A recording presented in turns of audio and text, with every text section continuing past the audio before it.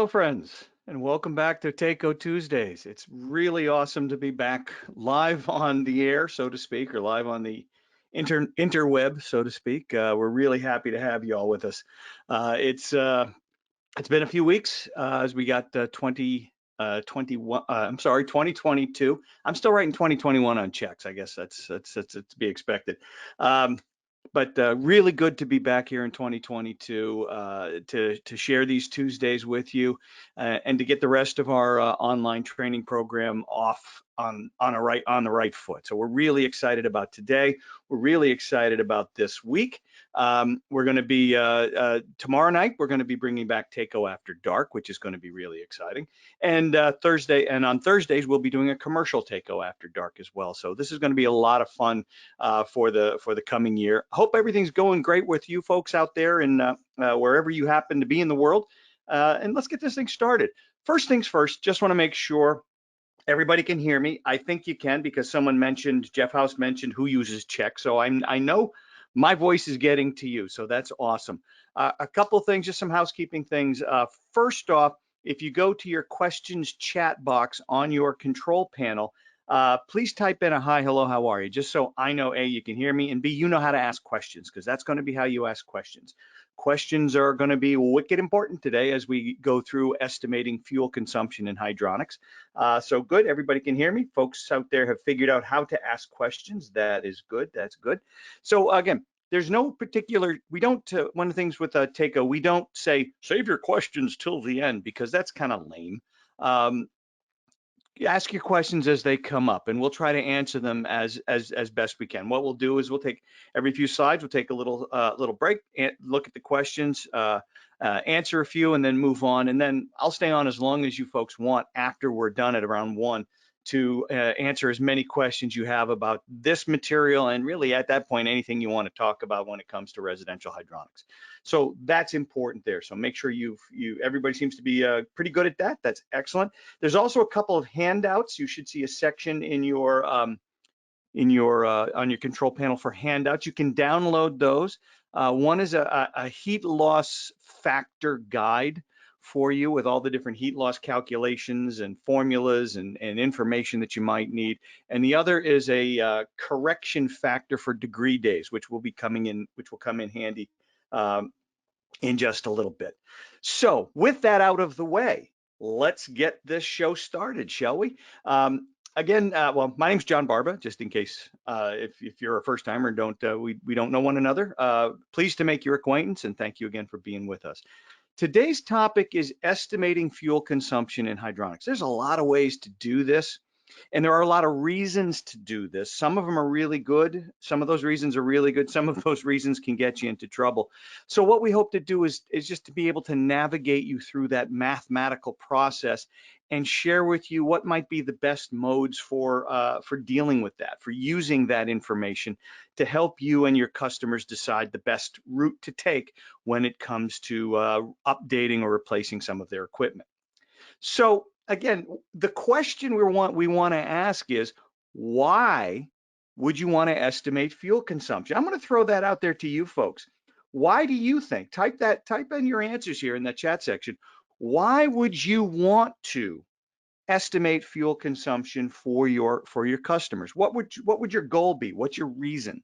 So type in a little answer there. I'm interested to hear what you folks out there are thinking. Yeah, cost, to provide costs is always a good, that's a start. Yeah, that's a start. Show them savings with higher efficiency equipment, says Brian. Absolutely. Equipment sizing, energy rebates. Okay, all good stuff. Make decisions. Excellent stuff. Now let's kind of compare system types. Now that might be my favorite one so far, but they're all pretty good. But just the question people always ask whenever you talk about whenever they're considering upgrading their equipment is, well, what's my payback? And to me, that's the worst question they could ask. And what's worse is trying to answer it. Okay.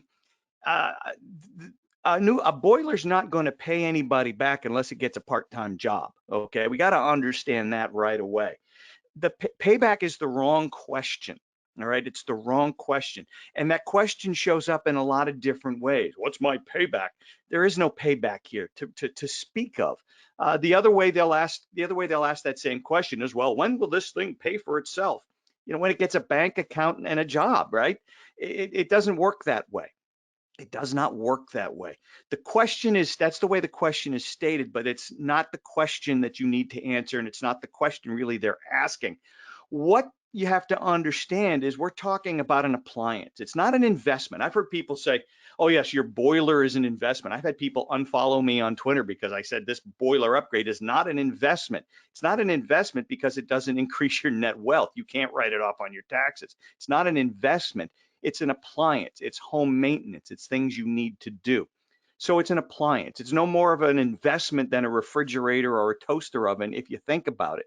It is an important one. It keeps you warm in the winter. It makes hot water for you. That's important stuff. The thing is, we want to put as efficient of an appliance in there as we possibly can. All right, so that's a way to look at it. To me, that's the right way to look at it, because ultimately people look at it as an investment, but in reality, it's a pig, right? You're putting a pig in the basement, okay?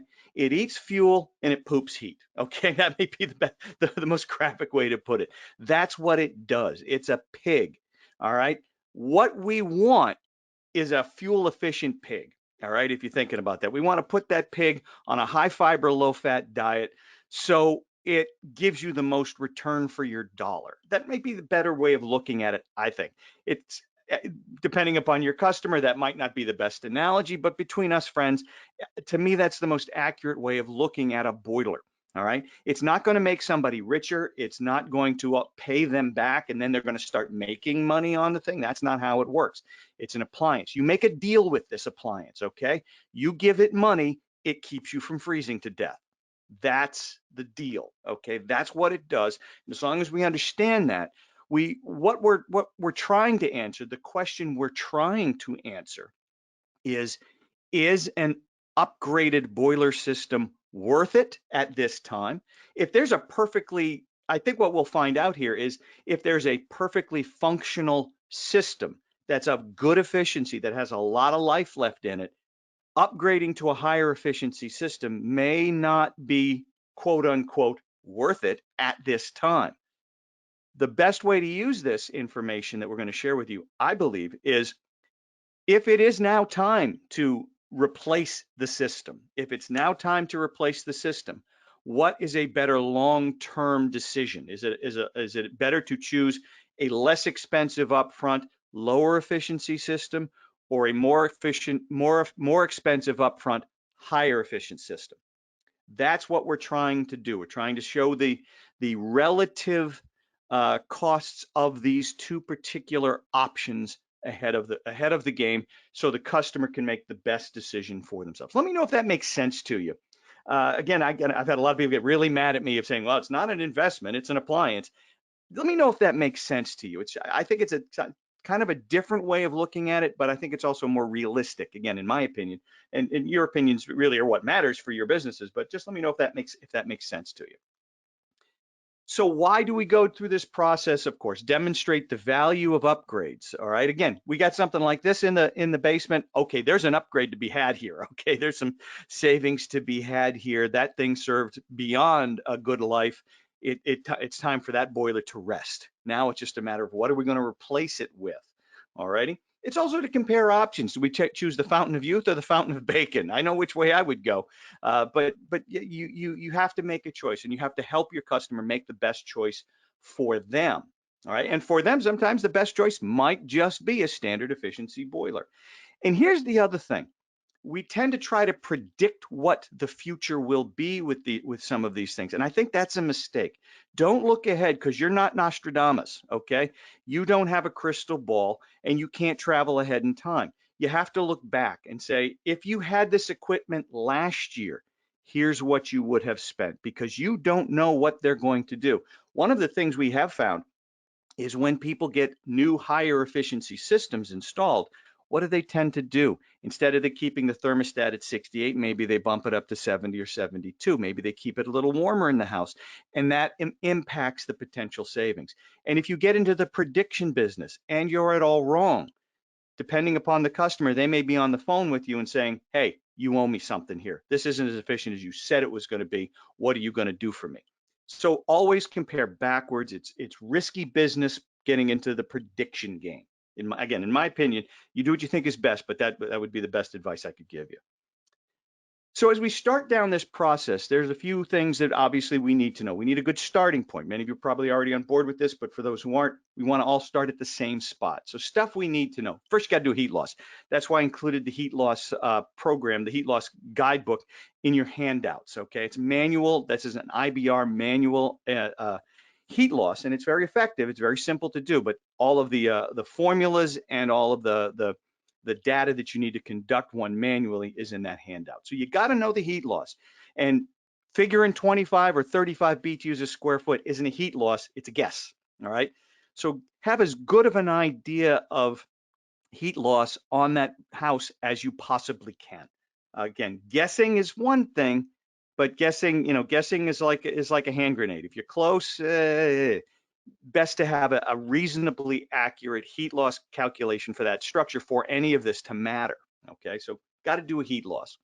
Also, it's good to know the BTUH content of different types of fuels, depending upon the fuels that you're using. Number 2, fuel oil, 138,500 BTUs per gallon, natural gas, LP, and electric, okay, depending upon what you're working with. So it's good to have that information available, because you're going to need it to do the math. And you're going to, if you love math, you're going to love the formula for this one. So you have to have the heat load. All right, you have to have a reasonably accurate heat load, and you need to know the BTU content of the fuel that you're using. All right. Next, more stuff we need to know. We have to have an understanding of what AFUE is, annual fuel utilization efficiency. It's a number, okay? It's a number, and it comes from the U.S. Department of Energy. And what does it mean? Well, their definition, the DOE's definition, is as follows. It's the measure of seasonal or annual efficiency of a furnace or boiler. It takes into account the cyclic on-off operation and associated energy losses of the heating unit as it responds to changes in the load, which in turn is affected by changes in weather and occupant controls. Okay, good enough. That works for me. That works for me. We need to know that number, and when we use that number, we will express it as a decimal point. So as a decimal. So we will we'll keep that in mind. All right. Next, more stuff we need to know. I love this one. Well, heating season, we have to define heating season. And what we're going to do for our example here, and if you're in Alaska or someplace, it may be different. If you're in South Carolina or North Carolina, it might be different. What we're going to show here, what we're going to define as the heating season, is October 1st through April 30th. That's when we know we're going to be running the heating equipment, differing amounts of time during the day, but that's typically what we would call the heating season, and we'll call that 7 months worth of heating season. Also, heating season runtime. Now, this comes from the Gas Appliance Manufacturers Association, and for the cold weather parts of the US and Canada, we're looking at about 2,500 hours. Now, you get into some areas where you get up into 3,000 hours. That's how many hours over the course of the heating season that the equipment is actually on. All right, the equipment's on. You get in, interestingly, if we identify the heating season as October 1st or April 30th, there are parts on the West Coast, like from Northern California into Oregon, where that heating season is, the runtime is actually estimated at 3,000 to 3,500 hours, but it doesn't get that cold. So the heat loss says it doesn't get that cold, but the amount of time it actually has to run is a little bit longer than it would be here in say, I'm in New Hampshire. New Hampshire is about 2,000 to 2,500 hours. It gets colder here, but the heating season is a little bit more compressed, so to speak. So roughly 3.5 months using 2,500 hours as a constant. All right, and that's the number we're going to use for our application today, 2,500 hours. And then lastly, this one's my favorite, degree day. I was in this business for so long and really never fully understood the definition of degree day. Not entirely sure I do yet at this point, but I can tell you what it means. I couldn't tell you the why, but I could tell you what it means. it's the estimated average outdoor temperature for the winter. All right, but it's the difference between it's the difference between the average outdoor temperature and 65 degrees over a 24-hour period. All right, it's the difference between what would be the average outdoor temperature over the course of a day and 65 degrees. 65 degrees is a baseline, and that you can move that if you want to. But what the degree day people who came up with degree day say is below 65, you might want to turn the heat on. Maybe you don't, but we have to start somewhere. And that's what we're talking about, 65 degrees. So here's an example. Let's say the daily high is 40 degrees and the daily low is 20. So the mean there is 30. Okay, so it's 30 degrees. That's your average daily temperature. 65 minus 30, that gives you 35 degree days in that 124-hour period. So if that makes any sense at all, you got 35 degree days in one day. Okay, that works as long as we understand what that is. The Y is, we're using it as a calculator here in this case, and you'll see how accurate it is. It does work out to be fairly accurate. So that's 35 degree days. Question came in, do we have to adjust running hours for indirect water heaters? We're going to get into that a little bit. You're going to see how that impacts your consumption, but on the big picture, not really. There's not a math function that I know of anyway that'll allow you to do that. But you're going to see how we're going to factor that in, Alexander. So I hope that helps. All right. All righty. Let us continue. Now, we have to start with a typical house, and this is a typical house that I called home for many, many years. No longer, but I called it home. It's in Prior Lake, Minnesota, all of 900 feet above sea level. 900 feet above sea level, Prior Lake, Minnesota. In Prior Lake, Minnesota, the outdoor design temperature, according to ASHRAE, is minus 12. Does it get colder than minus 12 there? Oh, yes, it does. Not that often, but it does. So our guidelines here are a 12-degree outdoor temperature, minus 12-degree outdoor design temperature, 70-degree indoor temperature for our heat loss calculations. And there you see the house right there on Franklin Circle with the little football field and track backing up against it. The house itself was approximately 2,400 square feet. I got a quickie for you. Without doing the math, what do you think that heat loss would be? House was built in 1978, 2x6 construction. Those windows you're looking at were upgraded in I'd say the mid 90s. But other than that, there's nothing fancy about it. 2,400 square feet. Take a wild guess what you think the heat loss is. I'm curious. We got Zach saying 72,000 BTUs. All right, there's a guess. We got 84 to 94, 85, 72, 73. All right, 5 ton. You would yell at us for guessing? Yes, I would. All right, very good. We've got 45,000 as a low and 120,000 as a high. That's kind of a range, man. That is kind of a range. Let's see what we came up with. Well, here we go. It's heated with a 95% ModCon boiler, as you're looking at there. It was an NTI, and it's a hybrid system. We have an air handler for upstairs, panel radiators, and radiant floor heating in the lower level. All right, and here it is. The calculated heating load, 44,600 BTUs. Interesting, huh? Interesting. I was shocked when I did the math like 3 times and it came up with that 44,600 BTUs, and that's an accurate number. That is an accurate number. So it's interesting how when you really do the math, the BTU load actually can be surprising. It can be surprisingly low. This is a 2,400 square foot house in Minnesota when it was 12 with a minus 12 outdoor temperature, 44,600 BTUs.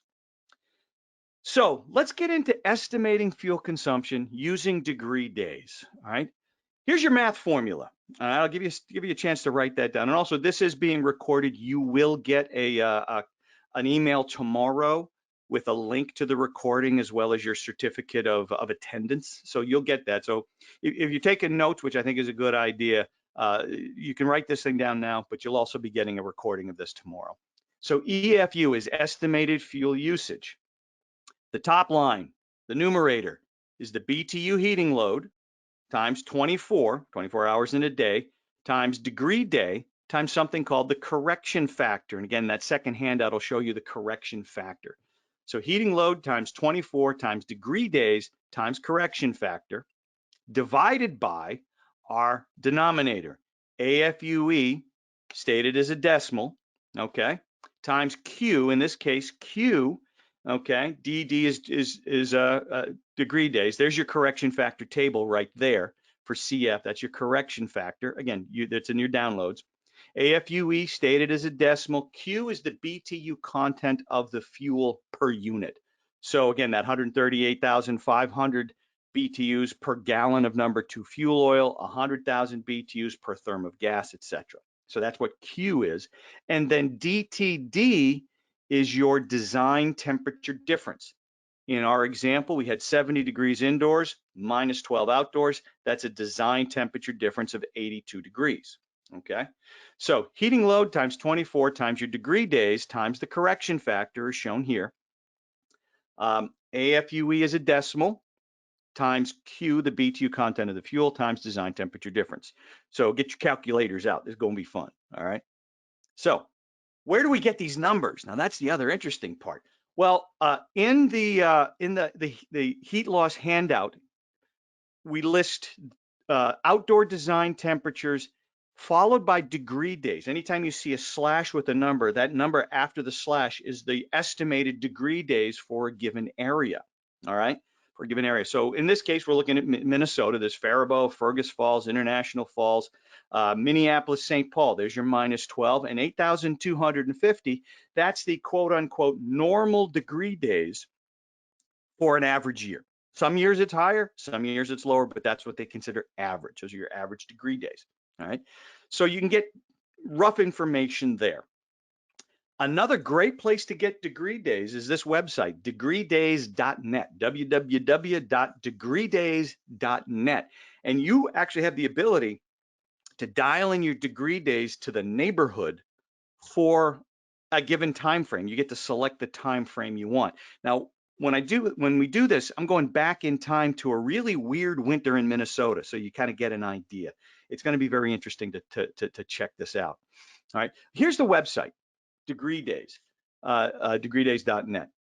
So what you would do is first type in your weather station. So I typed in Prior Lake, Minnesota, and you can do a station search, and you actually get into these weather geeks that report this stuff because they like to. Now, airports tend to be pretty reliable. When you start getting out into the real world, things get a little dicey. But they may not be as reliable. But there are some that are verified as more reliable than others. Pick your degreeing day type, heating and cooling, your temperature units, your base temperature, okay, which in this case is 65. You can change it, and then pick your breakdown for monthly, weekly, daily, average, and then your time period covered. And click degree day, and you can start generating your start generating your costs, or you start generating your degree day rather. All right. So in this case, I typed in I typed in our weather station, or what it was, Prior Lake, Minnesota. Clicked on station search, and right here you have the airport. Okay, Minneapolis St. Paul International Airport. But as you look down, you can get into different areas. You can get into neighborhoods. All right, different neighborhoods that might be a little bit more accurate for that particular territory. So as we continue, ultimately, once you pick all of your parameters, you'll get this report. So what I did was I chose, this goes back to the winter of 2011, 2012, which, as I said, was a weird winter in Minnesota. We were playing golf in February. All right, we played golf in February that year. That's how weird it was. It was a weird winter. So this gives you the degree days per month, starting on let's see, 10/1/11. So that is October 1st, 2011, and it goes all the way through September 1st, 2012. So it's a full year's worth of degree days. What we're going to be concerned about is the winter, okay? October 1st through the end of April. All right, so that area that's squared off there. And we add up all the degree days, and we come up with 5,833 degree days. Now, if you remember back to what we showed you earlier from the IBR chart, the average winter was 8,250 degree days. So this was a pretty mild winter, right? This was a pretty mild winter by comparison for that part of the country. So what do we do with this number? Well, now that we have the number, we can start to fill in the blank. So again, October 2010 through April 11th. In this case, I'm sorry, we had 5,000, yeah, this was 11 through the 12th, so 5,833 degree days. We go back a year earlier, okay, 2010 through April of 2011, you'll see that that was a much colder winter, 8,021, a little bit more of a normal winter, October, from October 2010 through April 2011. That was more normal. The following year was quite a bit lower. Just so you see how this can differ from year to year, which is why you don't want to get into the prediction business. Okay, that's why you don't want to predict. So let's fill in the blanks. I just want to do a quick status check. How are we doing out there, folks? Pace okay? Are we going too fast, too slow? Is this useful? Give me a little bit of feedback so I know you're still with me. So let's see what you have here. So doing good, says Adam. Great. Okay. Good. Excellent. That's from James. Just want to make sure everybody's on the same page and we're cruising along at a good pace, not too slow or too fast. All right. Excellent. Good. So let's fill in the blanks. Let's start doing some math here. Okay. So there's our formula. Let's fill in what we know. What do we know? Well, we know a lot. We know the heating load, 44,600 BTUs, 24 hours in a day. That doesn't change. 5,833 degree days. And if we go over to our C1 chart, okay, so this is just to define the C1 chart. It's apply the correction factors below to degree days to provide a more accurate estimate of the actual heating needs of a residence. Okay, so this turns this into more of a residential focus. You turn the thermostat up, you turn it down, you're in, you're out. Some rooms, some zone, you have zones. Some are set high, some are set low. It's just a correction factor. So at 5,833 BTUs, okay, we could put in a correction factor. Looks like about 0.605 correction factor. So we've got the numerator. All set. Let's fill in the blanks for the denominator. It was 95% AFUE, so 0.95, 100,000 BTUs per therm, 82 degree design temperature difference. Now we have some fun and we come up with some really big numbers, okay? So what we have here is 3,777,404,136 divided by 7,790,000. Okay, what does that mean in terms of math? Well, let's do it up. And we're going to come up with just under 485 therms, 484.9 therms. The number is going to give you the units of fuel used. It's going to give you the units of fuel used. So 484.9 therms is what we're estimating for the year. And at that time, we paid 75.5 cents per therm. All right, 75.5 cents per therm. Our estimated cost, $366.10. Let me ask you, does that sound high? Does that sound low? Does that sound crazy? All right. What do you think? Is that accurate? Is it nuts? $366 to heat a house in Minnesota. We got very low, we got really low, we got crazy low. Not accurate at all. There we go. It's cheap, about right for the date. Low, I live in New York. Well, there you go. Let's see how do we do this? Well, let's compare it to what the numbers really were. Okay. Let's see what the numbers really were, because this is why you look back, guys. This is why you look back. Here's my gas bill for the same time period. 584 therms, 584 therms at 75.5 cents a therm. The actual bill was $437.77. So it's close. It was close, right? We missed it by that much, as Don Adams would say. Why the difference? Well, we forgot the DHW. Going back to what we said earlier, we forgot the DHW. All right. We forgot to factor in or basically take out the cost for DHW, because that Same system made the domestic hot water. It had a flat plate heat exchanger. It acted as an instantaneous or slash tankless type water heater. Had a little flat plate heat exchanger, a diverting valve. So when we needed hot water, boom, we turned off the heat. We made hot water. Everybody was happy. And it made we had 6 people living in that house, 2 of them teenage girls. We used a lot of hot water. You're going to see how efficient that thing actually was. So we forgot about the DHW. How do we factor that in? Well, let's go back to some summer months, okay? And we can get an idea of like August, $19.69, July, $20.97, June, $20.79, et cetera, et cetera. And it's fairly consistent, all right, that it's right around $20. So let's say, okay, we'll call it $20 a month. $20 a month over 7 months, that's $140. All right, that's $140. We can simply take out of that actual cost. So what did it really cost to heat that house? $437.77 for that winter, minus $140. It actually cost us less than $300 to heat that house.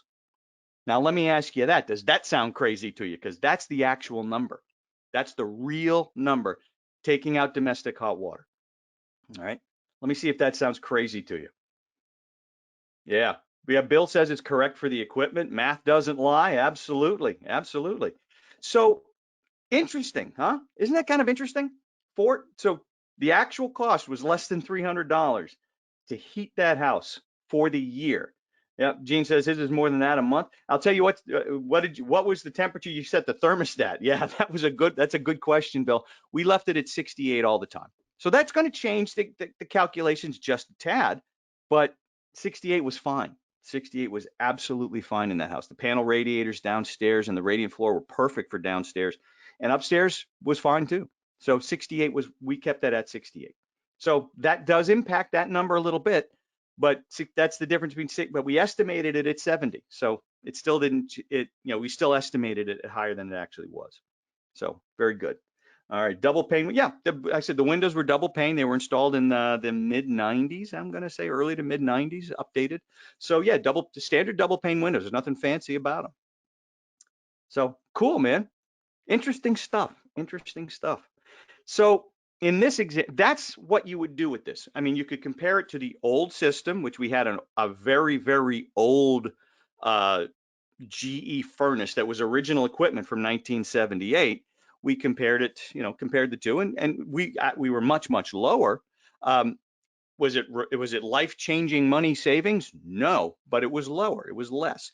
We had to change the old furnace because it was dead. Okay, we had to change that, and we had to put in something. Would a standard efficiency furnace been less expensive and better than the old clunker? Absolutely. Would we be paying more to heat the house for the heating season than this? Absolutely. But we'd also have a separate hot water tank too, which changes the equation just a little. It's hard to look at this and say that's a bad deal because this was a very, very good upgrade for the home. All right. So what do you do with this number? As we said, compare backwards. Here's what you would have spent last year if you had this equipment. So what did you spend last year with the old equipment? Here's what you could have spent last year if you had the new equipment last year. You can't predict the future. Don't try to predict the future. All right. You just got to move forward. Okay. So what did you spend last year with your old equipment? Here's what you would have spent last year if you had this equipment in it. And then you can compare the two, standard efficiency versus high efficiency. All right.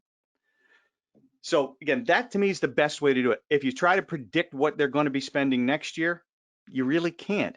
And if they ask you to, you say, well, it's impossible for me to say because we can't predict the weather. We don't know if you're going to have a harsh winter or a mild winter. I don't know where you're going to be setting the thermostat or what other factors that might be involved. The best I can do and the only accurate and honest thing I can do for you is to compare the past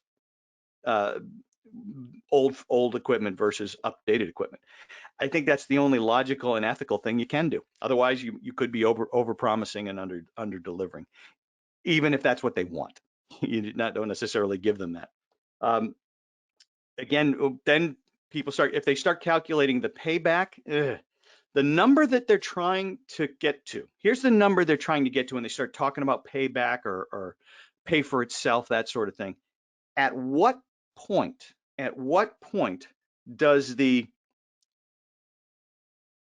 fuel savings between a standard efficiency replacement and a high efficiency replacement, at what point does the difference in cost between those two offset the increased price of the high efficiency system? Now, for that, you also have to factor in, if you're going with ECM circulators, you have to factor in the annual savings of electricity as well, which again, it's a pretty standard formula, but you can certainly do that using that 2,500 hours. And that may wind up being, depending upon your kilowatt rate, could be anywhere from 28 to 40 bucks a year per circulator. So if you got 3 or 4 circulators, okay, let's say 30 bucks, 3 circulators, that's another $90 per year that you're saving. So you factor all of that in. Is it a 2-year quote unquote offset? Is it a 5-year offset? Is it a 10-year offset? That's arithmetic, and they're going to have to figure out what's the best option for them. It's going to depend on how long they plan on staying in the house. What kind of if they're planning to sell the house, do they want to show that they have the best and latest equipment in there? Do they want to just reduce their carbon footprint? That's another reasonable way of looking at it. So again, it's going to depend on what the customer's looking for. All right, now again, if we were to compare this to a standard efficiency boiler, we kind of talked about doing that. Compare the whole thing to a standard efficiency boiler. So we have all of the same information in, but let's put in an 83% efficient boiler compared to the 95%, 83, and you can do this math with any number that you want, but let's say standard efficiency, 83% cast iron boiler. And we're going to look at the numbers here a little bit, and the numbers might be surprising.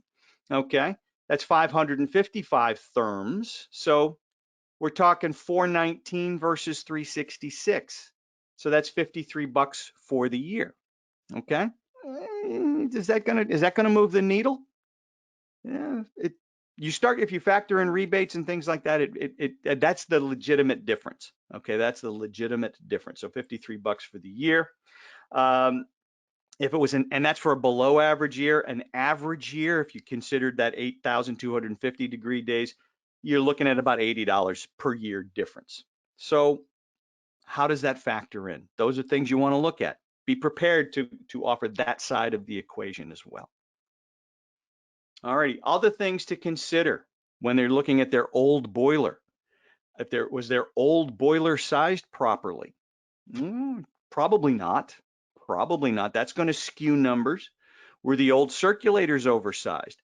What we're doing here, this number doesn't take into account a lot of other things, a lot of other factors that lead to economy of operation, that lead to efficiency. Oversized circulators.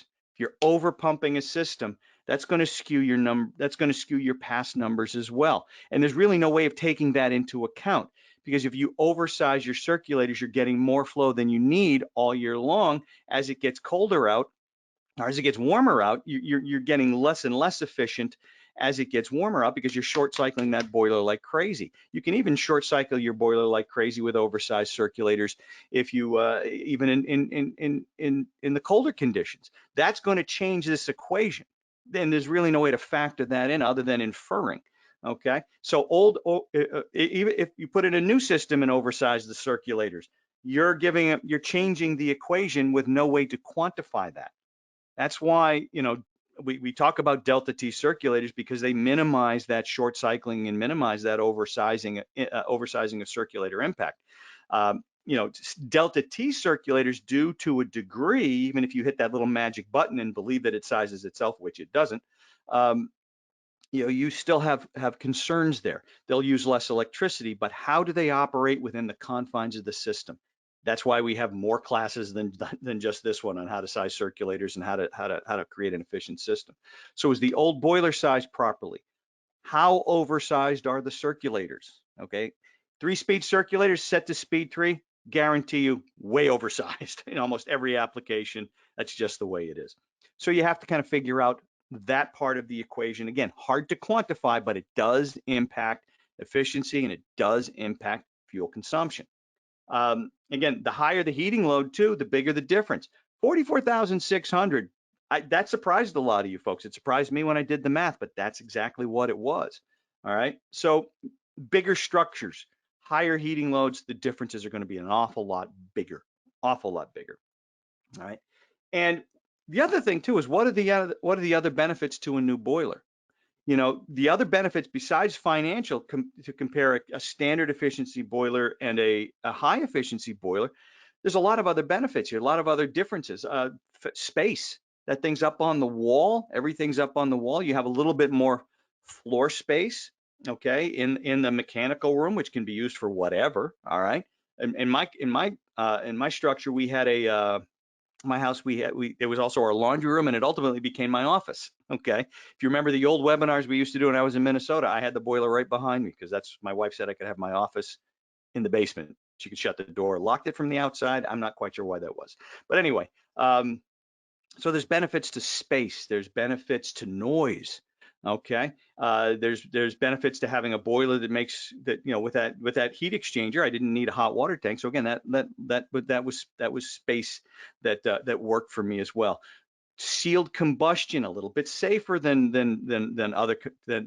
standard combustion, so I was a little less worried about carbon monoxide. So there's a lot of other benefits to consider to the high efficiency option. The other side, of course, is maintenance is now a way of life. Okay, it's not like that old cast iron boiler that you really didn't have to do much to. Annual maintenance on a modulating condensing boiler is a must. Okay, you've got to treat the water. That's a must as well. So there's other factors that come into this besides just the numbers we're sharing with you here. This is part of the equation, but there's a lot more to it.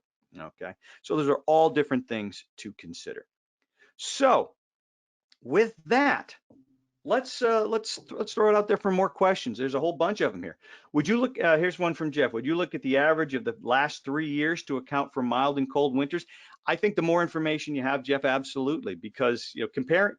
I think if you just want to compare 1 year to 1 year, that's a start.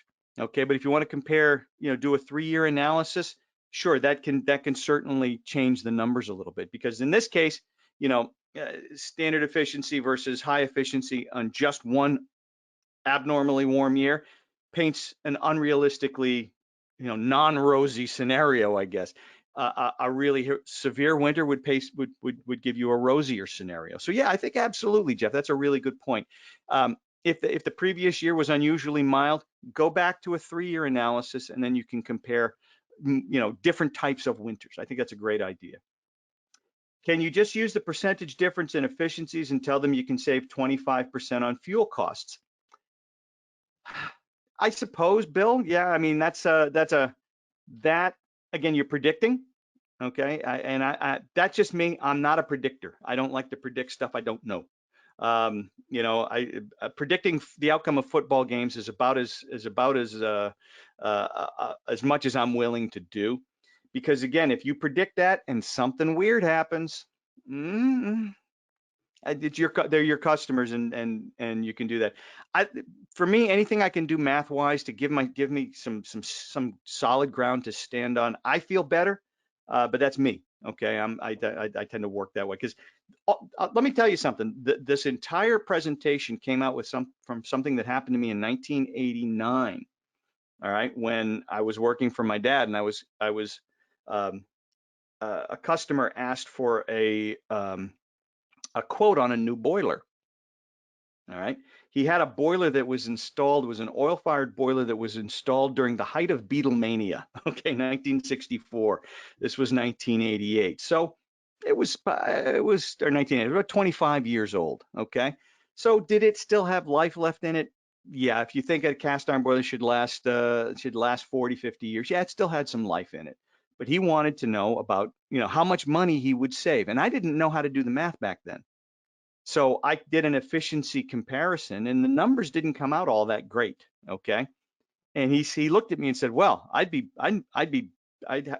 better off investing my money in a passbook account, if you remember what those were back in a savings account.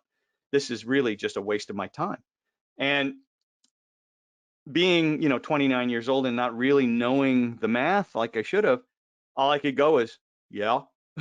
So, and that bothered me for a lot of years until I was able to get into this level of math. And we could have shown him something, but again, he had a boiler that 25 years, maybe you still consider that a baby. All right. So it may not have made sense to him, other than the fact that, the maintenance that he had been doing over the years was not really that great, and we had to fix a few things. So you factor in, potential maintenance costs of the old boiler. Do we want to get this thing to limp through another couple of years, or do we want to take care of it? Do we want to take care of it right now? Those are other factors that you take into. Okay. So now that high efficient boilers have been around 20 plus years, how well will this formula work on today's boilers that are both 95% efficient? Well, again, 95% efficient, if it's been 20 years ago, 95% efficient today, it's the same kind of, it's 95 is 95, right? I think, Jeff, at this point, what you're looking at is how much longer is that 95? I remember when the high efficient boilers first came out, we were talking about a 12 to 15 or 16-year lifespan for these things because of the heat exchangers. People said, why would I put that in? I'll put in a cast iron boiler to last 40 years. Fair question. Fair question. At some point, that old boiler is going to need to go. I mean, we're getting into that cycle of having to replace 20-year-old ModCon boilers. If they're still fine, if the heat exchanger's still fine, sure, there's no reason to change them. If it's operating fine, there's very minimal maintenance, no reason to change them. If there's more ongoing maintenance, then there might be a reason to change them. At that point, it's not a performance thing, it's an age thing and a maintenance thing, in my opinion, anyway. All righty. Very good. Dan says comfort due to modulation versus on-off flame cycling. I think that's another example of a benefit of an upgraded equipment. If your numbers are removing a 70% boiler and replacing with a 95% efficient, but it should do the same with 25. It should do the same job with 25% less fuel. It should. I'd like some math. It should, Bill. I'd like some math to show that. So that's why I would go through the math personally. Because if I were a consumer, I'd want to see your work. That's me. There may be other customers that look at it differently. Me personally, and I'm only talking about me, I'd like to see the math. But that's, again, because I went through this with nothing to stand on and I was embarrassed. I'd like to have a solid ground to stand on. But again, that's just me, Bill. That's just me. Here's one from William Sherman. Going back to the higher maintenance requirements of modulating boilers, service anything at home these days is very expensive. How does this impact the cost comparison of boiler efficiency workout? It doesn't impact the efficiency unless you don't do it. Okay, if you don't do the maintenance. I think that's part of the equation. Okay, that's part of the if you're going to give a customer a quote for a new boiler, I think a maintenance package is a must. Because up front, you got an old cast iron boiler. This is a different dog. All right, this is a different dog, and a different dog eats different food. Different dog needs to be walked different. All right, this dog needs different maintenance than what you had before. So we need to take care of it.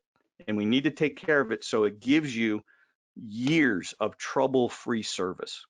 All right, because I'll tell you what, that's an let's try that out again. First day with the new mouth.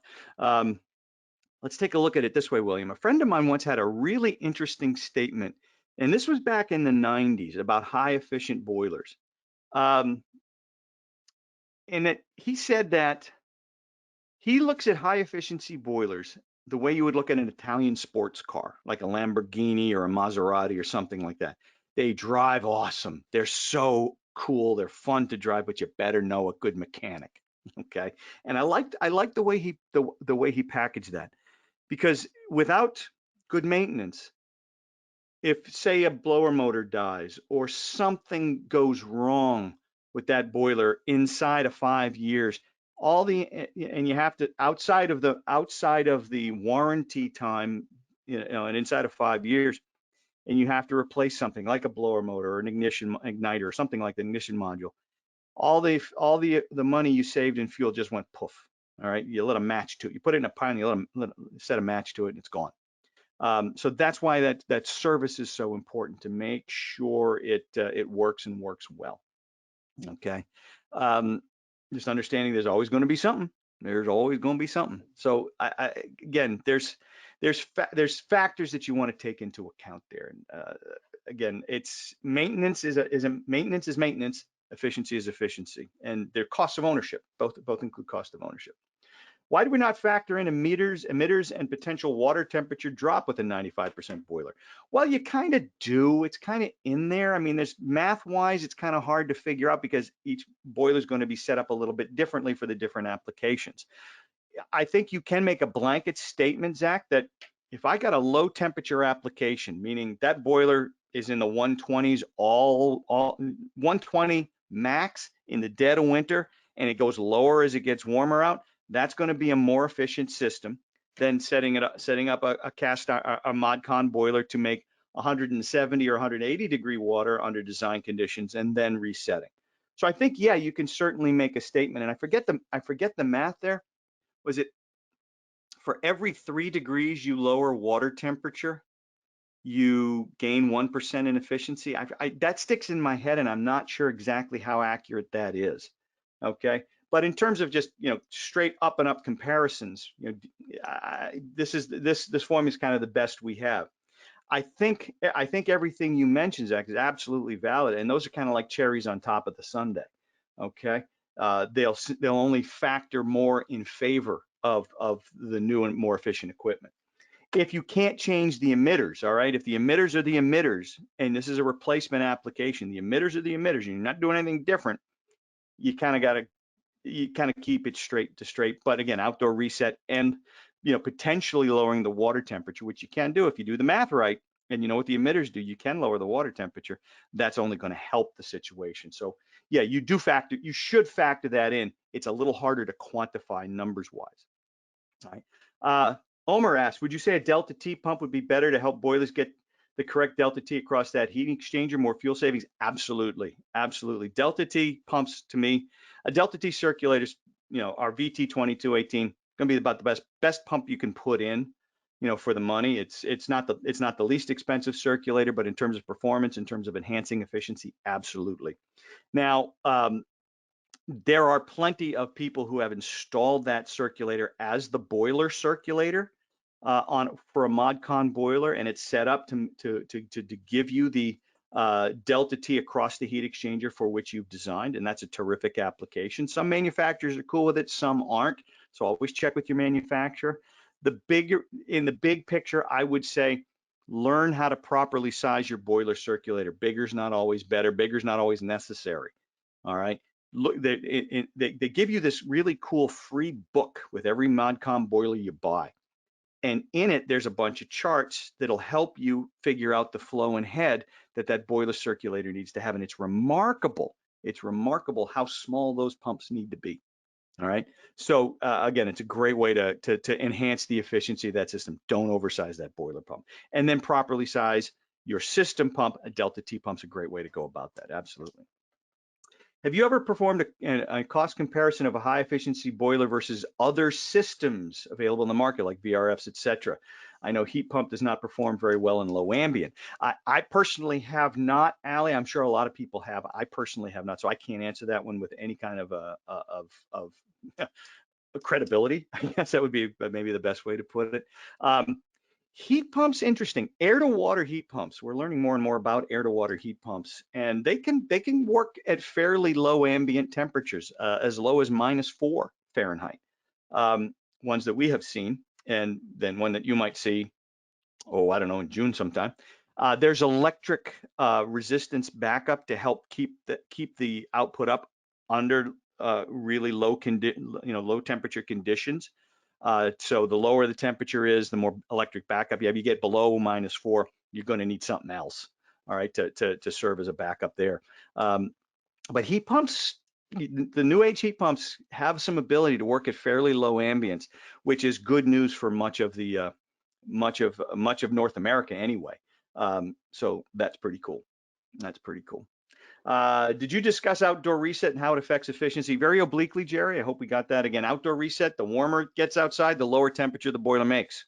And you select different parameters, and a lot of these boilers now have intelligence inside that can that can help make it as efficient as possible. And you compare outdoor efficiency with turn down ratios, or outdoor reset with turn down ratios, you really start to maximize overall boiler efficiency. And again, I think the number the ratio I'm keeping in my head was, for every 3 degrees you lower water temperature, you cut fuel consumption by 1%. Laundry rooms, there's usually lint. What was your experience with lint in atmospheric boilers? Oh boy, yuck. If you're not careful, yeah, you can get lint in atmospheric fired boilers, and that can create all kinds of issues. I can experience specifically, you know, you can clog up the orifice, you can clog up any if it carries the air into that system, you can clog up everything, and that becomes another maintenance issue. Oh, absolutely. Oh, yeah, we've heard horror stories about that. This is where I make my per session plea for a VR sized VT pump. All right, Zachary, duly noted, man, duly noted.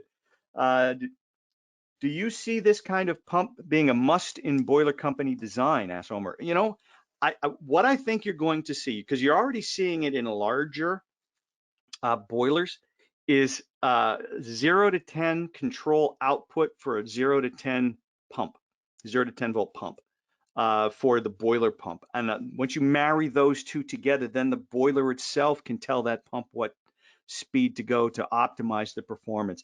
We already see that in larger mod cons. We're going to start seeing it in smaller ones, I think, in the coming years. So I think that's really the best way to go. And that heat pump thing I alluded to earlier, there are a couple of 0 to 10 pumps in there that we can discuss at another point in time. I guess that's as much foreshadowing as I can give you on that. All right, good. Excellent questions, folks. Excellent questions. Keep them coming in, man. I appreciate the interaction. This is what makes these sessions so interesting and so much fun, I think, from our end, and hopefully from your end as well. So give me a little bit of feedback. How useful was this session for you? It gives you a starting point. Does it as many point out, does this include every factor conceivable in terms of efficiency? No, but it does include what we can quantify. It does include that. When it comes to high efficiency boilers and outdoor reset, I think, boy, it was Dave Holdorf had a stat that just blew me away. I think it was like over 50% of the ModCon boilers installed out there did not have the outdoor sensor installed. Don't need that problem. Okay, don't need that problem. So interesting stuff. It boggles the mind that you'd install such a high efficiency boiler and then not install the one thing that makes it work. But that's the world we live in. So again, there's for the sharp service guy, there's still a lot of money to be made out there fixing things like that. So yeah, just an interesting concept, interesting challenge out there. So anyway,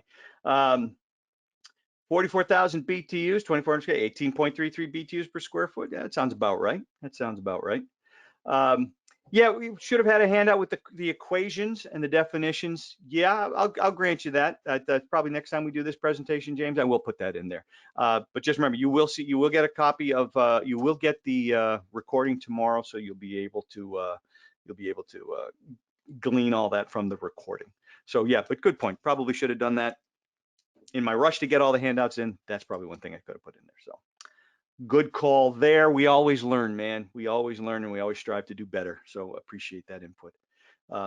Excellent. Well, hey, like I said, folks, I will stay on as long as y'all want to. The official presentation's over, but any questions you folks have, just fire them away now. Now it's open topic. Anything you want to know about Taco. And Omer asked, what's my favorite Taco pump? I think you know the answer to that. That'd be the VT2218. I love that baby. Delta T pumping is absolutely the way to go. If you want to vary a speed of a circulator, shouldn't you vary the speed in a way that accurately reflects the load? All right, and the load is going to be determined. The delta T is going to determine the load. Remember, the universal hydronics formula states that GPM, your gallons per minute flow, equals the BTUH load divided by the product of delta T times a constant. In this case, we'll use 500.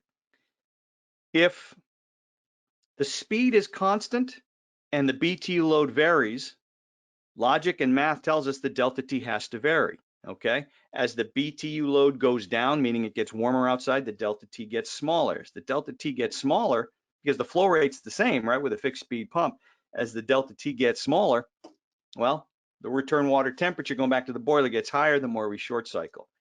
If, however, we are able to keep the delta T fixed for as much of the heating season as we can with a circulator that will vary its speed to maintain that fixed delta T, well, as the BTU load changes, if that delta T is fixed, the flow has to change along with it. And that's when you start to get efficiency. Now we're always bringing the lowest potential water temperature back to the boiler to enhance, to lengthen its cycles, number one. That's just common sense, number one. Number two, you want to bring the lowest possible water temperatures back to the boiler, don't you? It's just the way to do it, right? All right. Will TACO get into providing products for tankless water heaters like air vents, service valves, recirc pumps? Already there with air vents. Service valves specifically, I'm not sure where you're going with that one, Omer, but please clarify.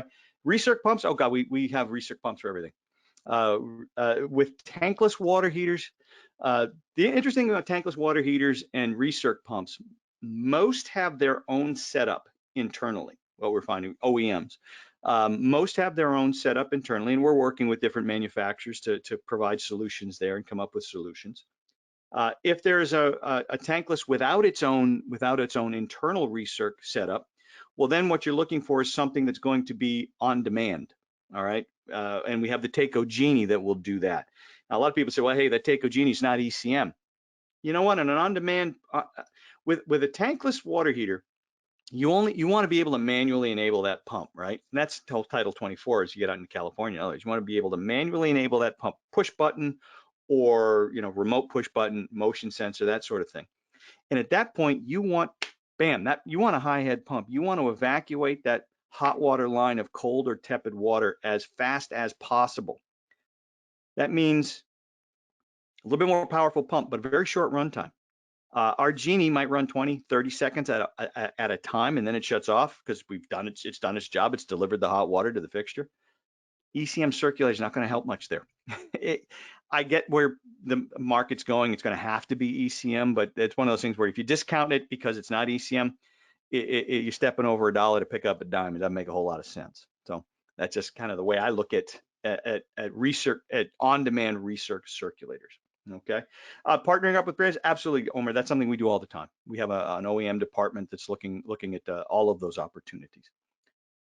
Paul says the VT2218 is key to our patented hydronic appliance performance. Ooh, boilersondemand.com. I'm going to write that down. I'd like to check that out. That's pretty cool. Boilersondemand.com. I got that written down, Paul. Thank you. I want to take a look at that. Appreciate that. Excellent, excellent. Oh, very good, guys. It's so good to be back. It's so good to be doing this again. We took a few, we ended up last year. All right. January, we had a lot of stuff going on internally with meetings and planning sessions, and then getting ready for the AHR show, which was terrific, by the way, in Las Vegas. Good to get back in front of people. That was, even though the show was a little bit smaller than normal, good to get back in front of people to talk to customers face to face in a large arena such as that for the first time since 2020. So it's been 2 years. So it was really, really, really good to be able to do that and see a lot of old friends and make a lot of new friends. So that was awesome. That was really awesome. So we're really glad to do that. So that's why we're starting TACO After Dark tomorrow night instead of back in January, and starting these today instead of back in January. Just January was a big jumble for everybody. Now we're ready to go and back at it. Tomorrow night's TACO After Dark should be a hoot. If you want to go, if you haven't signed up, go check it out on our website, tacocomfort.com training, and you can sign up for that for tomorrow night at 7 p.m. Eastern time. All righty. Anything new behind the scenes? Well, yeah. I think I alluded to one of them there on a couple of occasions, Omer. Yeah, just keep your eyes open. Keep your eyes open. I'd say June. It's something very unique and very different for us that I think is going to be very interesting, depending upon where you are in the country. It's going to be it could potentially be It's going to be a unique niche product to start, but the more people understand the features and the benefits of it, I think it has wonderful, wonderful potential, and it solves a lot of problems, particularly if you struggle with finding people, finding help. This is something where it's modular and it's going to be interesting. I can't wait to be able to talk about it. And so, well, we had it at the show, so I guess I can talk about it. It's an air-to-water heat pump called the Taco System M, and it's modular. We've got an outdoor unit and a factory-made, wired, and ready-to-go indoor unit that includes your circulators, your buffer tank, the entire control strategy, everything, all set up and wired. All you need to do is run power to the outdoor unit, power to the indoor unit, 6 piping connections, 2 piping connections to connect the indoor to the outdoor unit with water. The outdoor unit, it's a monoblock system, so the outdoor unit refrigeration is all factory sealed. All right, so you connect the indoor unit to the outdoor unit, then you have 2 pipes for your heating, cooling, and 2 pipes for your domestic hot water. And that goes to we also are offering an optional 85-gallon indirect, and that gets pretty cool. And that's it. And you can connect to an air handler, you can connect to an air handler and other types of hydronic types of low temperature hydronics. So we're good up to about 130 degree water, and boy, it's exciting. I'm learning so much about air to water heat pump stuff I never knew before, and it's a new world, and it's a fascinating world. And I think that's for the right applications, it's going to be a real interesting solution for the contractors who really want to do great stuff. And the programming is super simple, controls all the operations. Rather than piece it together on your own, it's all there for you and all wired and ready to go. So it's very cool, very cool. I hope that answers your question. Maybe whet your appetite a little bit there. That's good, good. All righty, folks, last call for questions. I still have 113 of you out there, so let's see what we got. Okay, here's one from William. Do you think boiler manufacturers will embed remote equipment sensing for troubles? Be a good idea, wouldn't it? I know of one heat pump that might. Just saying. That you teed that one up very, very nicely for me, William. I think so. Again, it's going to become more important, so you can check on what's going on there. I think that. I think it's the technology's there. It's just a matter of installing it and what the cost is and who uses it and who has access to it. I would think so. I can't speak for them because I don't know, but I could see that happening. I could see that happening. Adam says, excited to see the air-to-water heat pump. We've been working with Minnesota Power on a residential heat pump project. Oh, very cool, Adam. Hey, drop me a line. All right, it'd be interesting to hear what you have there. It's a JOH. Let me type this in for you so you'll know what the email is. But yeah, please drop me a line. I'd like to know a little bit more about that. And TakeGoComfort.com. All right, I'm gonna send that to everybody. There's my email address. Shoot me a line on that. I'd be interested to hear what you have to say. All righty, the Middle East market for the heat pump. Yeah, it'd be interesting to see what the Middle East market is. That would be kind of cool too, because then cooling up to 100 and it's good up to 100 and is it up to 115? I think cooling wise, it's good up to 115 degrees. It gets warmer than that out there. I don't think you're going to need some other help, but yeah, that'd be kind of interesting. Yeah, air to water heat pumps. Yep, as a plumber, the existing ones are very frustrating to work on. Well, I think you might find these interesting, Micah. I hopefully anyway. All right. As always, your fountain of knowledge. Oh, thank you, Omer. That's great. I appreciate that. Thank you very much. Thank you kindly. All righty, folks. Hey, thank you for being with us. Really do appreciate. Oh, more coming in. No, more coming in. So I got to get back there. More coming in. Let's see what we got. I did not find the 3 degrees to 1% efficiency, but dropping the delta T. Makes your system more efficient. Okay, that works. Yeah, again, I remember that from many years ago, Bill. And I think it came from Viessmann, if I'm not mistaken. Every 3 degrees, you drop your water temperature 1% efficiency. You gain 1%, or you cut fuel consumption 1%. That's different than saying efficiency. It's because the efficiency is a percentage. I think for every 3 degrees, you can drop your water temperature, your boiler water temperature. you reduce fuel consumption up to 1%. That's the way they counted that. So that might be kind of interesting. All righty, very good. Let's see what Jeffrey says. Pay close attention to how Water Furnace provides Symphony Wi-Fi monitoring on their Geo units. Dealers can see 57 plus data point conditions for operation at 10-second intervals. It's way advanced over in Everling. Oh, very good, excellent. Yeah, we'll take a look at that. But I just gotten a cursory look at our stuff. There's an app that you can use from anywhere on the planet to see what's going on, and additionally, our tech team can see everything. It's pretty cool. It's in terms of service. So if you were to call us up and say, "Hey, I have a problem with this heat pump," we get the IP address. It's connected to the internet. We can look in and see everything. It's really cool. It's really pretty cool. It's really pretty cool. All right, excellent. Well, thank you, Vincent. Appreciate the kind words. And Sarfraz, thank you very much as well. All righty. Now I'll do the last call for questions. You guys, every time I say that, you guys have a way of sneaking a couple quickies in there on me. So good. Alrighty, hey folks, thank you so much for the gift of your time. We really, really enjoyed spending this time with you, and really looking forward to seeing you next week. Will be a commercially focused session on pump fundamentals for commercial applications with Rich and Brett, and those folks. I sit in awe of their knowledge, man. They are really the best in the business. So that's really those are always so much fun to listen to. And we'll be back in 2 weeks with another residentially focused session. So thanks again. Have a wonderful, wonderful Tuesday, and hopefully we'll see somebody tomorrow night on Takeo After Dark. And have a great day. Take care, everybody. Bye-bye.